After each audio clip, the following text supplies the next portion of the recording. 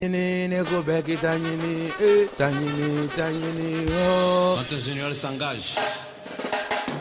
Tiken Jaffa Kolu sur Radio Clédou 101.2.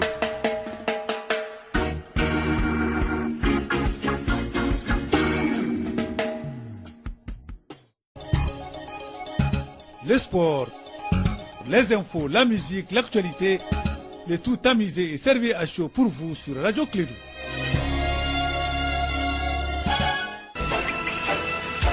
Radio Clédou, le journal avec Sotelma Malitel.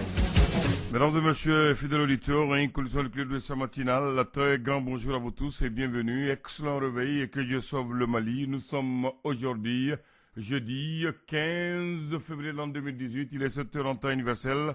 Vous allez suivre le journal Permission de la matinale et une présentation de Kassim Traoré. Kassim, bonjour et bienvenue. Bonjour Andana, bonjour à tous les auditeurs. Les titres de cette édition. La force française Barkhane fait 10 morts du côté des terroristes dans une opération à Tenzawaten, à Koutchala. Un grave accident de la circulation a fait 3 morts, une quarantaine de blessés, dont 7 graves. L'ADEMA PASJ à la présidentielle du 29 juillet prochain. Le parti des abeilles choisira son candidat, c'est ce qui a été décidé hier. En page invitée, nous allons recevoir M. Ousmane Diakité, les mettre en isolation pour vous éviter de coûts exorbitants par rapport à la climatisation. Voilà pour les titres, les détails dans une poignée de secondes avec la complicité technique de Abdoulaye Djitei aux opérations techniques.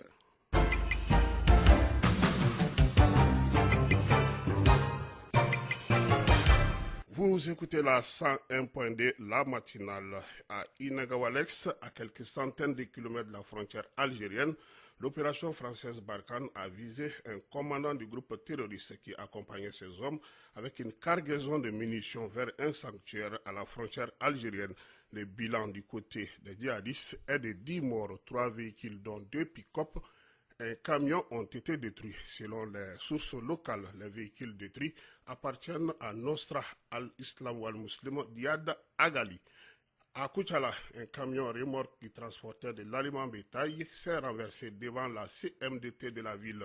C'est le système de freinage de l'engin qui était défaillant, ce qui a conduit à un grave accident de la circulation faisant 3 morts, une quarantaine de blessés dont 7 graves. Cet accident se tient à la veille d'une visite présidentielle de 48 heures dans la capitale de l'Or-Blanc. L'ADEMA PASJ aura un candidat à la présidentielle du 29 juillet prochain. La décision a été prise à l'unanimité par le CE ADEMA. C'était hier au siège du parti.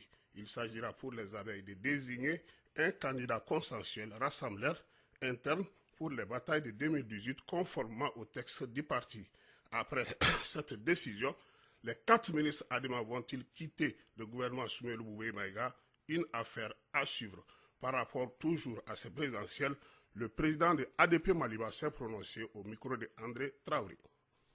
L'annonce faite par le Premier ministre Soumaïla est une annonce normale, mais le plus important pour nous, ce sont les préalables qui doivent être mis en œuvre, exécutés avant la date des élections. Je crois qu'ici, il y a plus de 6 mois que le parti ADP Maliba a eu à écrire au président de la République, au Premier ministre, lui demandant d'aller à la révision, à l'audit du fichier électoral. Et je crois que cette correspondance est restée lettre morte parce que nous n'avons pas eu de réaction et nous n'avons vu aucune action venant du gouvernement qui va dans ce sens. Aujourd'hui, nous sommes à moins de 6 mois des élections présidentielles et nous n'avons pas de fichier, en notre avis, crédible, un fichier qui puisse organiser des élections crédibles, transparentes et acceptées par tous. Ensuite, on aurait voulu entendre le Premier ministre les dispositions qui seraient en train d'être prises par rapport au processus électoral. Parce que pour nous, c'est beaucoup plus le processus électoral, c'est beaucoup plus le fichier électoral, c'est beaucoup plus la sécurisation des régions centres que la fixation d'une date pour les élections. Honorable Amadou Thiam, président de l'ADP Maliba, il parlait des préalables par rapport au fichier électoral pour ce qui aide la présidentielle à venir, dont la date avait été annoncée par le chef du gouvernement lors de son déplacement le week-end passé à Mopti. Pour soutenir les forces armées et de sécurité du Mali, les différentes associations de jeunes, les leaders d'opinion, les artistes se sont donné la main pour mettre en place la plateforme Debout sur les remparts. Cette plateforme, après son meeting de lancement, continue ses activités. Ses membres se donnent comme objectif de faire des dons de sang, soutenir les veuves et les orphelins des soldats tombés sur le champ de l'honneur, mais surtout combattre la mauvaise gestion au niveau de la hiérarchie militaire. Etienne Fakaba Sissoko, l'un des membres de ce mouvement. Simplement pour apporter notre soutien à notre armée nationale qui en ces jours traverse, comme nous le savons, des moments très difficiles. Des moments très difficiles en cette année de 2018 où déjà en un mois, il y a plus de 80 personnes qui ont perdu la vie suite à l'insécurité, suite aux attaques djihadistes et terroristes. Et parmi ces personnes, malheureusement, nous avons recensé plus d'une trentaine de personnes aujourd'hui, trentaine de militaires, je veux dire, qui ont perdu la vie. Et cela nous a interpellés et nous a mis devant notre responsabilité en tant que Maliens, en tant que citoyens, d'apporter notre soutien à notre armée nationale. Les uns et les autres étaient réticents.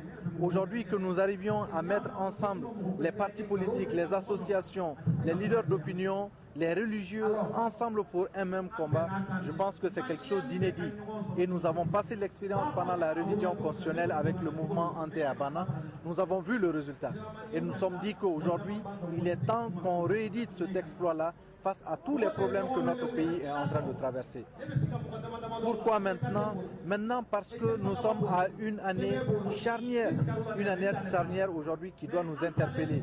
Parce que les uns et les autres sont beaucoup plus tentés vers des choses qui, de mon point de vue, ne représentent pas la priorité pour notre pays. Etienne Fakawa Sissoko, membre de la plateforme Debout sur les remparts, toujours par rapport à l'armée. Hier, en conseil des ministres, le général de division Daïrou Damélé a été nommé à la tête de l'inspection générale des armées du Mali. On se souvient que ce général faisait partie des gens arrêtés par rapport à l'affaire dite des Béros Rouges. Mais sa suspension, disons sa détention judiciaire, avait été levée par les autorités judiciaires de ces pays.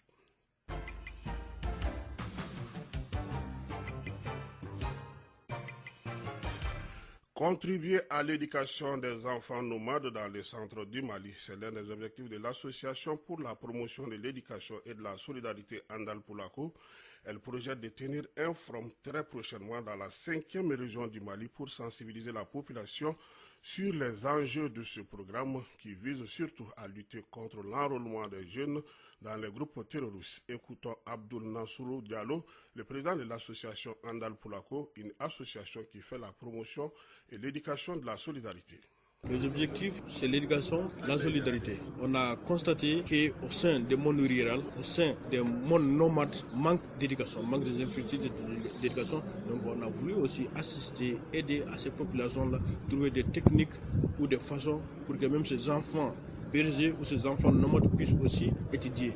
Avec la carte choc, on est en train de mettre en place les différents comités dans les différentes localités pour quand même permettre interconnexion avec les forces pour faire déloger ces gens qui sont sur le territoire. On a prévu d'organiser un forum à Mopti qui regroupe toutes les forces vives du Mali à Mopti du 10 au 12 mars. À la suite de ça, les fonds sont disponibles pour aider ces populations qui souffrent beaucoup. Puisqu'on constate aussi que c'est la pauvreté extrême ou la mauvaise gouvernance qui a amené cette insécurité. Donc il faut faire en sorte de faire occuper les jeunes, de trouver des initiatives de développement pour les jeunes pour pouvoir les canaliser et préparer leur avenir.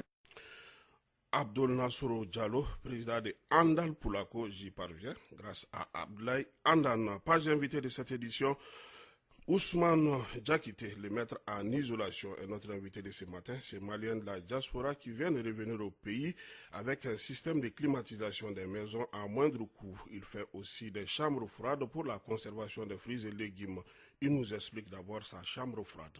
Le but, c'est pour garder le maximum nos produits locaux, parce que si vous allez au marché de Médine, là, les choses viennent de Sikasso. Même on a été à Sikasso l'autre jour, là, on a vu, ils ont rempli un camion, ils ont mis la paille dessus pour transporter. Donc tout ça, là, ça dépend de l'isolation. Donc les légumes et les fruits peuvent être conservés dedans, des champs jusqu'au consommateur. Je vous donne un exemple. Une femme qui vient de Negela et qui va à Kati pour vendre ses produits. Donc les commerçants de Kati, ils sont très contents que la femme vienne avec ses légumes et ça n'a pas été vendu. Et qu'est-ce qui va se passer? La dame, elle va acheter son produit ou elle va donner ça en crédit. Donc c'est une perte colossale. Nous, notre but, c'est avoir ces magasins-là partout dans le Mali et que les paysans, nos paysans, et nos agriculteurs, et nos femmes qui complètent les conduits, et nos femmes qui payent les prix de scolarité des enfants et les entretiens familiales. Donc je voudrais ces femmes-là qui soient vraiment encadrées et qui, avec les coopératives, avec des projets de développement, qu'on puisse conserver ces produits-là et que ces femmes ne soient pas victimes de leur succès. Alors, la maison témoin aussi est finie. Oui. Totalement, et puis on était là-dedans tout de suite. D'accord. J'avoue que l'intérieur est agréable, on ne peut pas y quitter. D'accord. On est au mois de décembre. Donc aujourd'hui, personne n'est fier de ça en facture énergétique au Mali. Donc c'est une maison témoin qu'on appelle une maison économique écologique. Donc c'est une maison qui va dans un premier temps économie d'énergie. Et il y a 3 pièces dans cette maison-là. Toutes les 3 pièces sont uniquement alimentées par un seul clim. Et aujourd'hui, il n'y a pas de clim là-dedans. Donc c'est prévu. Là, c'est une maison autonome. Une maison autonome qui n'a pas besoin de clim ni de ventilo. Et puis on a une température ambiante de 24, de 23 degrés à l'intérieur. Donc ces maisons témoins-là, c'est aussi un appel à lancer aux Maliens et à tous nos compatriotes et puis le gouvernement malien, tout ce qui est création d'emplois, et que l'âme malienne soit en tranquillité et que nos maisons soient vraiment protégées. Et puis nous aussi, qu'on nous dort en paix, cette maison-là montre ça. Et la maison-là, elle est faite aussi avec la paille et avec nos récupérations et avec nos savoir-faire. La maison maintenant répond aux normes internationales. Je ne veux pas m'éloigner, mais ça c'est une première en Afrique, une première au Mali. Et construire une maison qui donne cette valeur-là. Donc ça c'est une très grande fierté pour moi. Et quelles sont les difficultés? Les difficultés c'est quoi? Toutes les maisons, celle-là, elle est entièrement financée par Ousmane même. Là c'est dur. Et je n'ai pas des employés, je n'ai pas de main-d'œuvre qualifiée. Et je n'ai pas l'aide de la part de n'importe qui. Voilà, sauf vous, la presse, qui me met sur le plateau. Donc, je vous dis une chose, diaspora. Diaspora malien est là, et chaque diaspora passe que 3 ou 2 semaines ici. Parce que pourquoi? Vous savez? Parce qu'il ne veut pas dormir dans le chaleur. Ouais, donc moi je trouve la solution. Donc j'ai lancé un appel aux diaspora maliens maintenant. Ils peuvent nous faire confiance. On peut construire une maison maintenant au Mali avec isolation thermique, acoustique et phonique. Donc il peut dormir en paix. Et il peut dormir dans la paix chez eux, sans bruit sonore et sans le problème. Ma maison actuellement, pour que j'entende la mosquée, il faut que j'ai mis les réveils. Donc rien n'évoque ça pour le moment. Donc la difficulté c'est quoi? C'est avoir un coup de main et quelque chose, un tour de projet pour quand même que ça soit serviable pour tout le monde. Les architectes, les entrepreneurs, on est ouvert à tout le monde. Donc ça c'est une innovation, une révolution faite par un Malien qui est au Mali ici actuellement. Donc ces maisons témoins-là, elle est à visiter. L'exemple est là. Si on dit 400 000, 200 000 emplois, nous on ne parle pas de 200 000, nous on parle de l'emploi durable et périn. Ça c'est à vie. Voilà. Donc ça, nous on fait ça pour les Mali, pour les Maliens. Et nous on a entendu qu'à l'Assemblée nationale, vous avez dépensé 700 millions pour l'énergie. Et pour que vous ne soyez pas en coupure, et nous on peut résoudre ces problèmes-là. On a un système qui s'appelle économie d'énergie. On peut utiliser ça pour que vous ne perdiez pas la valeur énergétique. Et le Mali, je vous dis une chose, il y a une chose qui est très importante et que vous sachez bien. 1 litre de l'essence au Mali est égal à 700 et quelques. Et c'est le même prix en France. Un Malien, il n'a pas le même SMIC qu'un Français. Vous voyez? Donc maintenant, pour économiser vos sous, pour ne pas...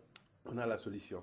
Donc c'est pour cela qu'on vous lance tous ces appels-là. Par exemple, si vous avez une maison et que vous dépensez 100 000 francs de climat, notre intervention revient et vous allez payer que 30 000 francs. Elle est certifiée. Et voilà, on a la solution, on a le savoir-faire. Voilà, je vous remercie. Merci beaucoup. Voilà. Il reste à découvrir, et c'est ce qui met un terme à cette session, la première de la matinale, grâce à la complicité technique d'Abdoulaye Andane Djité. J'espère qu'il va passer chez notre ami Ousmane Diakité. Et très bientôt d'ailleurs, et puis je te pose une question pour boucler le journal de ce matin. Qui est l'invité de votre débat politique de ce soir? L'invité de ce soir est Maître Muntagatal, le président du SNID Faso Iruato, l'un des acteurs majeurs du mouvement démocratique. Il est avocat de son État, il était de la majorité présidentielle, s'est retiré avant-hier, donc lui aussi fait partie de l'opposition en ce moment. Merci et bonne journée. Radio Clédou, le journal avec Sotelma Malitel.